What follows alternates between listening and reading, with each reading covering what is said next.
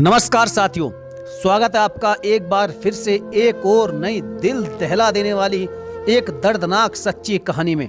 साथियों, कहानी को पूरा जरूर सुनिएगा और अंत में अपनी राय कमेंट बॉक्स में लिखना बिल्कुल ना भूलें।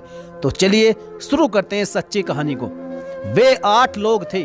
3 बाहर खड़े रहे और 5 जबरदस्ती घर के भीतर घुस आए। घर वालों को पीटने के बाद मेरे कमरे में आए और सारे के सारे मुझ पर टूट पड़े। उन्होंने मेरे तन पर एक कपड़ा तक भी नहीं छोड़ा। सारे कपड़े फाड़ दिए और बुरी तरह पिटाई करने के बाद बारी बारी से चारों ने मेरे साथ दुष्कर्म किया। मैं उनका विरोध करती रही, छोड़ने के लिए गुहार लगाती रही, लेकिन वे लोग बेल्ट से पीटने लगते। 5वां मेरी ओर बढ़ा। इसके बाद क्या हुआ नहीं पता, क्योंकि मैं बेहोश हो गई थी। उनकी दरिंदगी के सबूत मेरी पीठ पर बरसाए गए बेल्ट के निशान देखकर आपको मिल जाएंगे। रोंगटे खड़े कर देने वाली ये दास्तां 22 साल की गैंगरेप पीड़िता की है। राजगढ़ की रहने वाली ये लड़की फिलहाल जिला अस्पताल में भर्ती है। दिन तो दर्द में गुजरता ही है।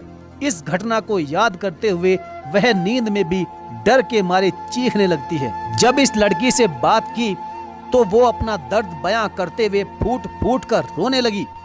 सिसकियां लेते हुए उसने अपनी आप बीती सुनाई और कहने लगी कि हम राजगढ़ में करणवास थाना इलाके के एक गांव में रहते हैं।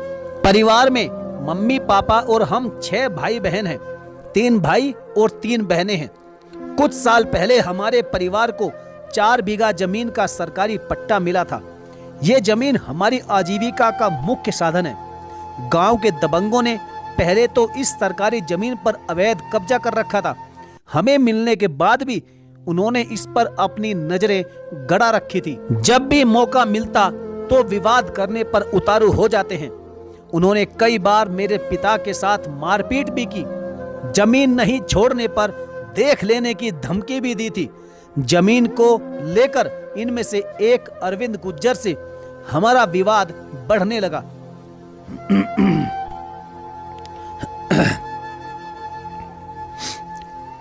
करीब 2 महीने पहले हमने अरविंद की थाने में शिकायत भी की थी। पुलिस ने मारपीट और SC/ST एक्ट में मामला दर्ज कर अरविंद को गिरफ्तार किया था।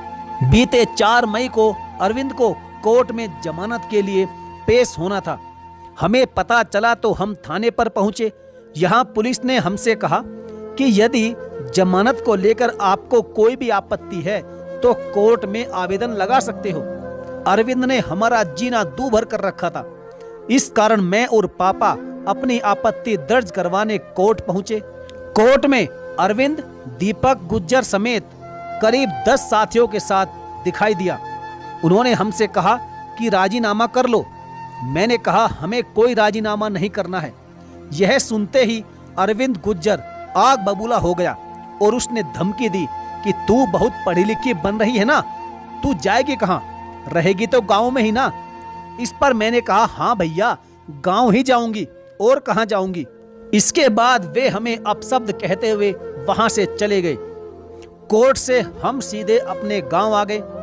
उधर अरविंद को कोर्ट से जमानत मिल गई।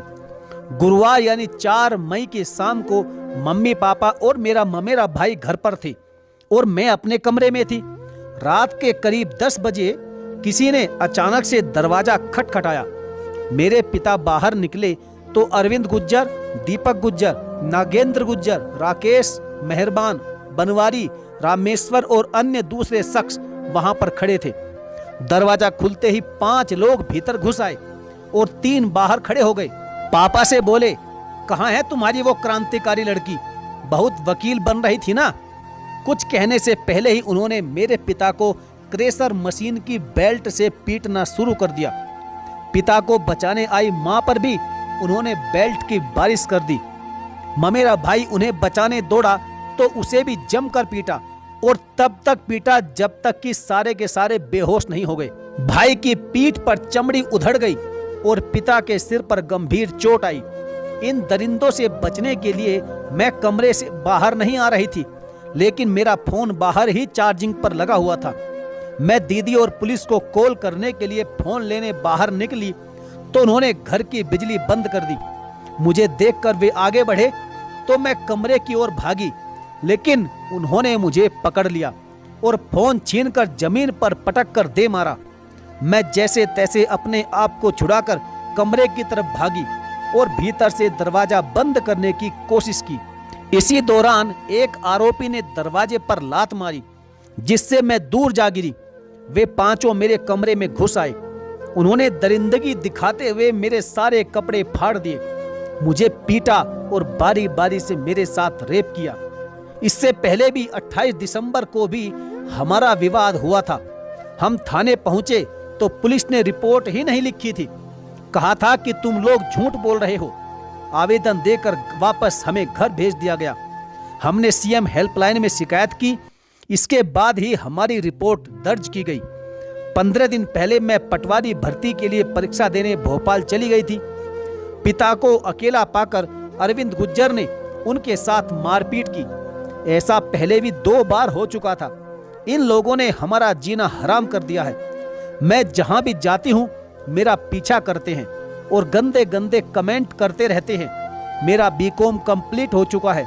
मैं एमकॉम की तैयारी कर रही थी, लेकिन इनकी हरकतों के कारण परेशान होकर मैंने अपनी पढ़ाई बीच में ही रोक दी थी। पीड़ित लड़की के पिता भी जिला अस्पताल में ही भर्ती हैं। उन्होंने बताया कि आरोपी मारपीट के मामले में राजीनामा करने के लिए दबाव बना रहे थे। 4 मई को अरविंद और दीपक ने अपने परिचितों के साथ मिलकर परिवार सहित मुझे बेल्ट से खूब पीटा। मेरी बेटी की पिटाई करने के बाद उसके सारे कपड़े फाड़ दिए। मैं उनके आगे गिड़गिड़ाता रहा, रहम की उनके आगे भीख मांगता रहा, लेकिन उन दरिंदों ने मेरी एक भी नहीं सुनी। मेरी गर्दन दबा दी। उन्होंने हमें बेहोशी की हालत तक मारा। पहले भी उन्होंने 3-4 बार हमारे साथ मारपीट की थी। मेरा एक हाथ तोड़ दिया था। पुलिस हमारी शिकायत पर कोई भी कार्रवाई नहीं करती है। मैं जहां जाता हूं मुझे भगा दिया जाता है। जब राजगढ़ जिले के थाना करनवास के प्रभारी से इस बारे में पूछा गया तो उन्होंने बताया कि पीड़ित परिवार का उनके घर के आगे हैंडपंप के लिए गड्ढा खोदने को लेकर अरविंद गुज्जर से विवाद चल रहा था। गुरुवार रात को हमें सूचना मिली कि इस परिवार के घर में घुसकर कुछ दबंगों ने मारपीट की है। आरोपियों ने उनकी बेटी के कपड़े भी फाड़ दिए थे। तभी सूचना मिलते ही मैं अपनी टीम के साथ मौके पर पहुंचा और तत्काल पीड़िता की शिकायत पर बयान लेकर 5 आरोपियों पर विभिन्न धाराओं के तहत मामला दर्ज किया गया। अरविंद, मेहरबान, दीपक और बनवारी को रात में ही उठा लिया गया था। एक अन्य आरोपी फरार हो गया था और पीड़िता का शुक्रवार रात को जिला अस्पताल में मेडिकल करवाया गया था। शनिवार सुबह कोर्ट में बयान दर्ज करवाए गए। पीड़िता के बयान के आधार पर धारा 376D के तहत 3 और लोगों को आरोपी बनाया गया है। इन तीनों नागेंद्र, राकेश और रामेश्वर को भी गिरफ्तार कर लिया गया। अब तक इन्हें मिलाकर कुल 7 आरोपियों की गिरफ्तारी हो चुकी है, जबकि एक आरोपी फरार है। उसे भी जल्द ही गिरफ्तार कर लिया जाएगा, क्योंकि कानून के आगे कोई भी दरिंदा टिक नहीं सकता। तो साथियों, ये थी आज की हमारी दर्दनाक और बिल्कुल सच्ची कहानी। अब साथियों, आपको कमेंट में बताना है कि इन सभी आरोपियों को क्या सजा मिलनी चाहिए, क्योंकि ऐसे दरिंदों को समाज में जीने का बिल्कुल भी अधिकार नहीं है। क्योंकि जब तक ऐसे जहरीले सांप हमारे समाज में खुले घूमते रहेंगे, तब तक हमारी बहन बेटियां सुरक्षित नहीं रह पाएगी। यदि मुझसे पूछा जाए तो मैं तो यही कहूंगा कि ऐसे दरिंदों को जल्द से जल्द फांसी पर लटका देना चाहिए, ताकि दूसरों को भी सबक मिल सके। वैसे आपका इस बारे में क्या मानना है, आप कमेंट करके जरूर बताएं। और हाँ साथियों, मैं कहना चाहूँगा कि हमारे देश की कोई भी स्टेट की पुलिस हो, उसे भी गंभीरता दिखाते हुए ऐसे मामलों में जल्द से जल्द कार्रवाई करके आरोपियों को गिरफ्तार करना चाहिए, ताकि हमारे समाज की बहन बेटी सुरक्षित जीवन जी सकें। तो साथियों, ये थी आज की हमारी कहानी। यदि आप हमारे चैनल पर पहली बार आए हो तो चैनल को सब्सक्राइब करके बेल आइकन को जरूर प्रेस कर लीजिएगा। तो चलिए साथियों, मिलेंगे एक और किसी दमदार कहानी के साथ। तब तक के लिए धन्यवाद। जय हिंद।